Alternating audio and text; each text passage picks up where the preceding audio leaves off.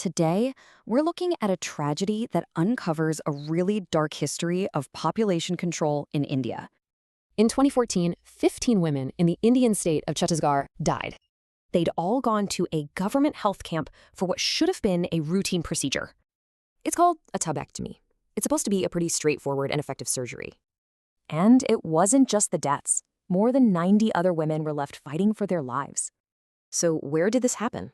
Well, the operations were done in a totally abandoned hospital. The building was surrounded by overgrown grass. It looked completely derelict. And inside, journalists found cobwebs just hanging from the ceilings. The floors were covered in dust. Not exactly a sterile environment for surgery, right? Government rules say one surgeon, max 35 operations. This doctor, he did 83 in 5 hours. The doctor said it wasn't his fault, claiming the administration pressured him to meet targets. But this tragedy isn't a one-off. It's actually part of a much larger, darker history. Let's rewind to the 1970s. India starts a massive population control program funded by the World Bank and UN. And get this, in just 1 year, 6.2 million Indian men were sterilized. To put that in perspective, one journalist noted that's 15 times the number sterilized by the Nazis. During that campaign, 2,000 men died from botched operations.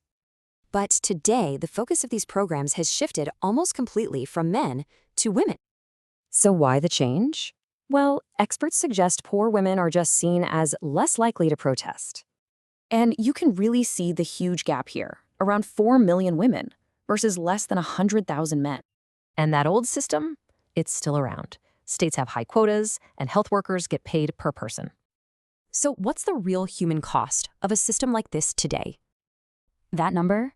It's the reported deaths from botched surgeries just between 2009 and 2012. So these dangerous surgeries are still happening, and they're risking the lives of the country's poorest women. Which leaves us with a final, really important question about the true cost of these policies.